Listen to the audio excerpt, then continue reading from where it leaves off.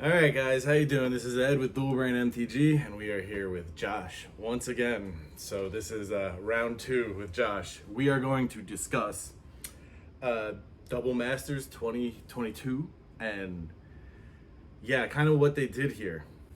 Let's leave it at that. This is going to be a complicated subject. Yeah. All right. That's it, man. Game over, man. It's game over.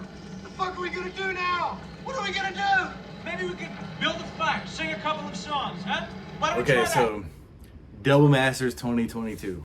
Boom. Wow. Yeah, it's like Big boom. Imperial Seal. Everybody's talking about the Imperial Seal, of course, but it's not just that. It's like flooded. It's got everything. Oh my god, Phyrexian, Altar, Teferi's protection. Bitter Blossom, like, yeah. It's a lot of big hits in that, like, $40-$50 range. And, like, we were talking, if it was just Imperial Seal, I still would have bought those collector's boxes. Like, they really blew their load in terms of reprint equity. And I don't know if it was such a smart idea. Like, It's been a little too much volume too quickly. You know, like, I think that's what people are a little nervous about is how quickly they have reprinted some of these cards, and even the availability, how often, you know, whether we're getting a Judge promo or Secret Lair, it was in the list, and now, you know, it's Double Masters. yeah, 22. exactly. So, but like, it's also like next year when you have the 30th anniversary and Triple Masters or Double Masters, Hopefully not 2, yet. 6, I don't know, whatever. You know, like the third Double Masters. What's going to be in there that's worthwhile? You know, I don't think they can make new cards in there. I mean, they have a precedent, that one little circly card, whatever you circle what lands you want it to be as you're making your deck. But like the other Double Masters, and there are no more, you know, new cards. So you're gonna make Secret Lairs of that. There's almost nothing left. They've already done those cards. Exactly. Like, these are a lot of huge cards in here, and then they did Double Masters right before that, and Ultimate Masters right before that. Some of these were in the list and in Mystery Boosters, the original one. You know, that really took a lot of hit, and I don't think enough time for market recovery. That's my concern. Exactly. The only one that's really recovered, well, I guess it's not in the set. I was going to say Mana Crypt, but that was in the last Double Masters, and it's recovered. So if they smacked it again, imagine, you know, it would go back down to 90 again for a hot They hit up Mana Vault a little. Yeah, oh yeah. I mean, but Especially Mana Vault Mana creeping Vaults. up to where it was, that was like, whoa. I guess it was kind of time for Mana Vault reprint, though, I think. But that was what? Just reprinted in Ultimate Masters again. So how often are you going to reprint these cards? Are they going to be valuable anytime soon? This amount of reprint equity is great. Go and buy this set, sit on it sealed, or whatever you got to do. This is one of these sets. Great if you don't have the cards. Yeah, exactly.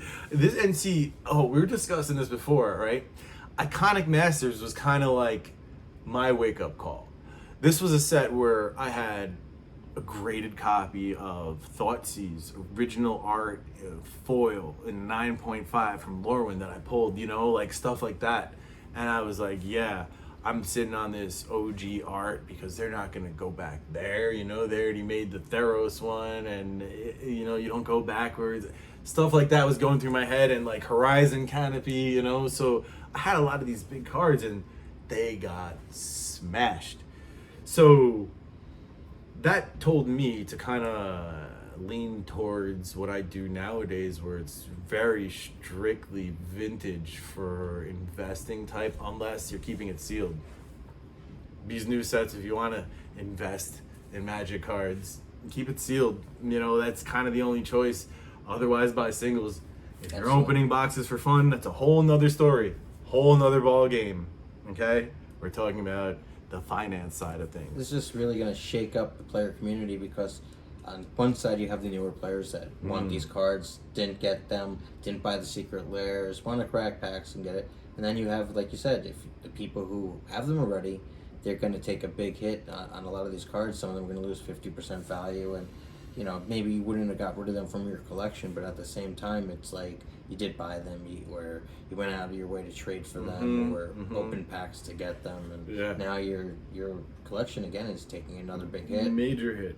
And you know, and so that's also speaking. Let's talk about what we can expect with these cards.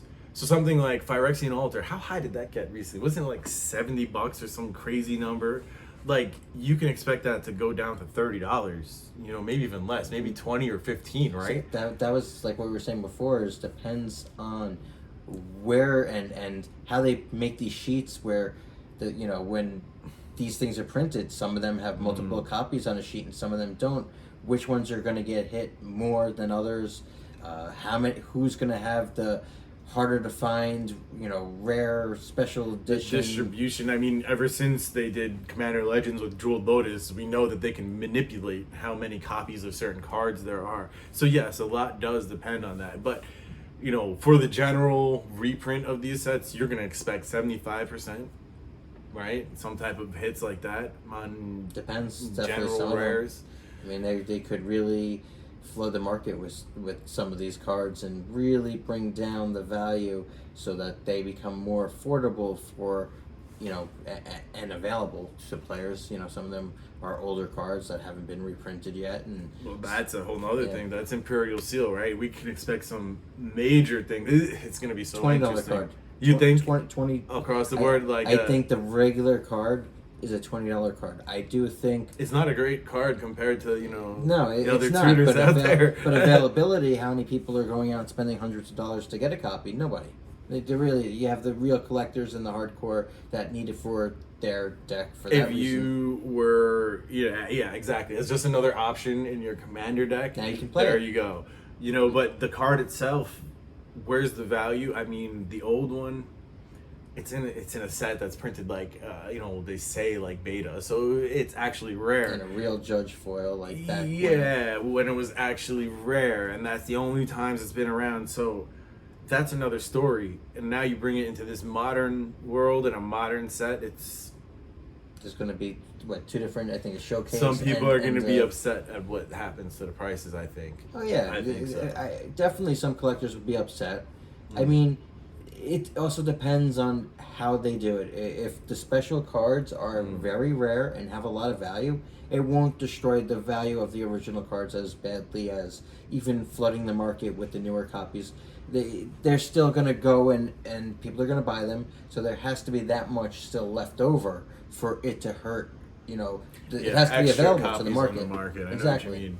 Yeah, and you also have to see at the same time the eternal race to the bottom. But we always see that, man. People can't wait to hit that bottom.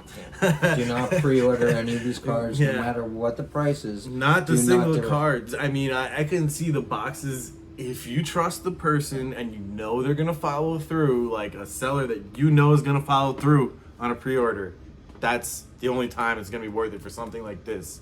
Because when it comes out, it's probably going to be too late for those type of prices. I mean, look, if there's certain really rare card, something that you see that you want, don't overpay, but it is okay to go out and get that single copy or something, you know. Well, that's the other thing. The single copies, when to get them. You want to get them in the first couple of weeks after it comes out. You don't want to buy it, I mean, you know, under 90 days after it comes out is probably when you want to buy it, because that's when the market is the most flooded with things. That's when the most are being ripped. So, yeah, if you want a certain card, your best shot is 90 days or less after it comes out. Especially if you don't see too many on the market. If there's something you want and you see that there's only a handful of them, don't feel guilty that you went out and bought it and you feel like you might have overpaid. If there isn't a lot out there, there might not be a lot out there, and the card might go up in value. It might go down, but at the same time, if you want it, you're buying the card because you want it. So it's okay to spend the money. You know. Yeah, this happened with the Planeswalkers, the anime Planeswalkers and War of the Spark. Right away, as soon as they came out, I'm like, I want those, and I just went after them. But then immediately, like, I was paying $20 for $80 cards now, you know, because people didn't have a gauge on the price, and that's the time to get your trying to get as many as you can, and people just racing to the bottom to find them. Yeah. Period. Really, Yeah. just to find them was very difficult, and even at first, it was hard to sometimes. I mean, the art was very cool in that set to begin with. That even some of the non-anime art, people were confused. So yeah, it was exactly. very easy It was to a get the wrong confusing one. time, and that's why, you know, in the beginning is where you can get those good deals. Anyway, this is kind of the Josh and Ed summary of Double Masters 22. We got some more subjects. Josh is here for a little bit, so we're gonna be talking. Otherwise, this is Ed with Dual Brain MTG. As you all know, please remember to like and subscribe. Have a great day. I will catch you soon. Peace. Little hair sticking out there. Okay. All right, you ready? I'm ready. All right.